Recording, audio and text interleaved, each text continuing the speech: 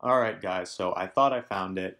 I thought I found the next stock I was going to invest in, but it turns out they're a fraud. So here's what I'm going to do in this video. First, I'm going to tell you what this company is and what they do and why I like them so much. Second, I'm going to talk about what happened to them that made their stock price fall 70%. And third, I'll talk about what I need to see happen before I invest in this stock. So let's get right into it. The company I'm talking about is Wirecard. If you've never heard of Wirecard before, they are based out of Germany and they are a payment processing company. This is their investor presentation, and Wirecard is the fastest growing financial commerce platform. Of course, these are all of the trends driving cashless payments. We see that here with all the companies like Square and PayPal. And so you can really think of this company like the Square of Europe. This company essentially does the same thing, except they are in Germany and are focused on the European market. They've also launched the first payment app with fully digital banking services in Europe. It's called Boon. So that is also a very good thing that they have going for them.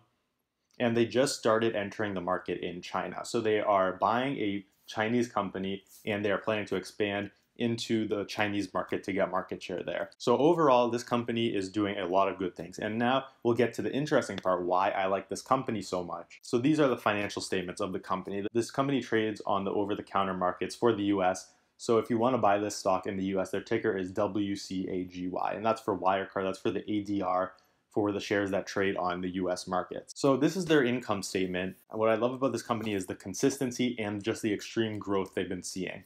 From 2014 to 2018, revenue grew from 600 million to over 2 billion, and we can go down. And the net income grew from 100 million to 347 million. So all of these metrics are just going up very consistently. We can also take a look at their cash flow statement. And we see the free cash flow has been growing at a tremendous pace. They made 714 million in free cash flow last year. So this is an outstanding company. This is definitely the type of company that I would invest in because it's obvious they have a competitive advantage. They have a management team that knows how to grow the company, and they're throwing off crazy numbers of income and free cash flow compared to the value of the company. Now let's talk about why I was thinking about buying this stock. So I was watching Bloomberg a couple days ago, and there's a segment about how Wirecard dropped 40% in one day. And we can see that over the past 2 days, they've dropped 75%. This company's lost 3/4 of their value in the past 2 days. And so when I see a company that looks as great as this, that just fell 75%, I want to see what happened. Obviously, it wasn't a small thing.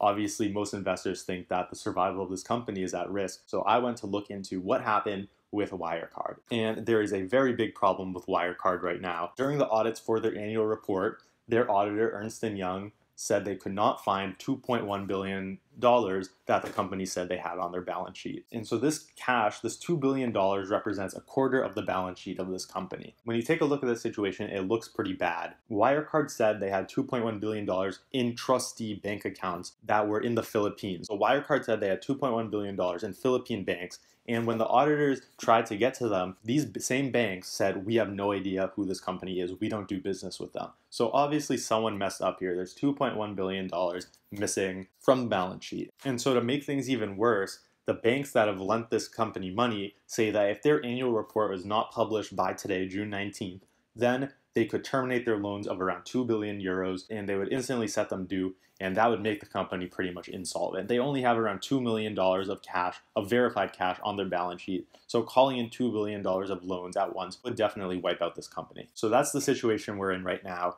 This company is missing a quarter of their balance sheet. The cash is not there. They said the cash was in a Philippines bank account, and that bank has come out and said, we have never done business with Wirecard. So that is the situation right now.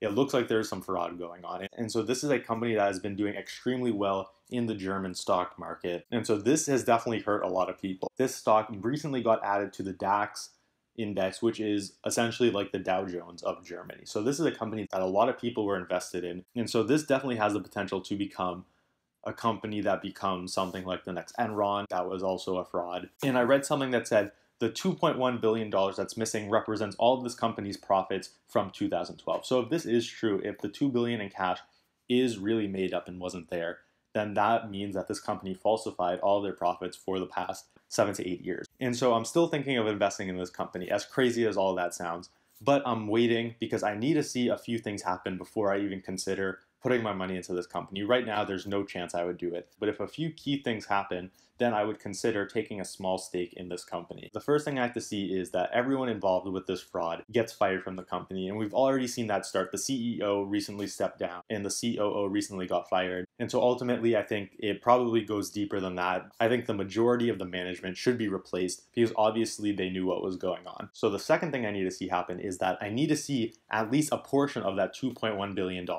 found. So you can think of this as a couple scenarios. I like to think in terms of the worst case and the best case for the situation. So when you look at this situation, what's the best case scenario? For me, I think the best case scenario out of the situation is that there was somehow a huge misunderstanding between the auditors and the bank and Wirecard. And so there's a big mix up and the cash really is there somewhere, but the auditors just couldn't find it for some reason, and they will clear up the confusion and they will find that the cash is in fact there.